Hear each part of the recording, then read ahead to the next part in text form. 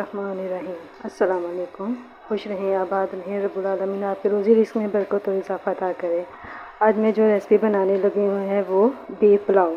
Beef pulao बनाने के लिए मैंने 1.5 किलो गोश्त लिया है। उसमें मैंने बिरयानी मसाला डाल दिया है, नमक डाला है और अदरक लहसुन का पेस्ट भी शामिल कर दिया है। साथ ही मैंने टमाटर लिए हैं जो कि मैंने पाँच अदद ऑयल गर्म किया। उसके अंदर मैंने प्याज अदरक लहसुन दोनों ही शामिल कर दिए हैं और साथ में गर्म मसाला भी साबुत जो है वो शामिल किया है और इसको मैं फ्राई कर रही हूँ।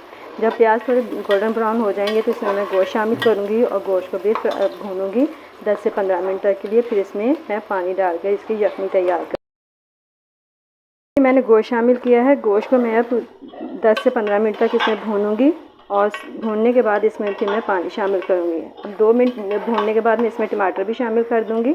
अदरक लहसुन के पेस्ट के साथ मैंने ये तमाम गोश्त जो है वो डाल दिया है, भून कर दिए हैं। टमाटरों को भी अब मैं भूनूँगी कि जब तक ये गल जाए, फिर मैं इसमें पानी शामिल कर दूँगी। ये देखें कितने अच्छे तरीके से ये मसाला जो है तैयार।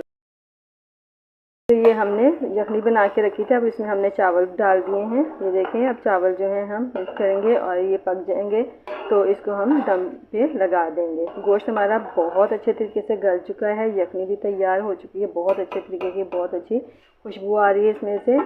तो यूँ हमारे ये पुलाव बीफ पुलाव जो है वो बहुत मज़े का तैयार होगा।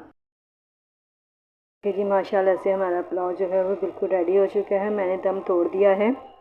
यकीनन आपको मेरी ये रेसिपी पसंद आई होगी। अगर आपको मेरी ये रेसिपी पसंद आई हो तो लाइक करें, शेयर करें, मेरे चैनल को सब्सक्राइब करें और मुझे कमेंट ज़रूर दीजिएगा कि मैं ये जो रेसिपीज़ बना रही हूँ मैं किस तरीके तक किस हद तक इसमें कामयाब हुई हूँ और आपको मेरी रेसिपी कैसे लग रही हैं। तो आइंदा आने वाली एक नई वीडियो के साथ अब मुझे इजाज़त दीजिए। इंशाल्लाह एक नई वीडियो के साथ फिर हाज़िर होंगी। उस वक्त तक के लिए मुझे इजाज़त दीजिए। खुदा हाफ़िज़।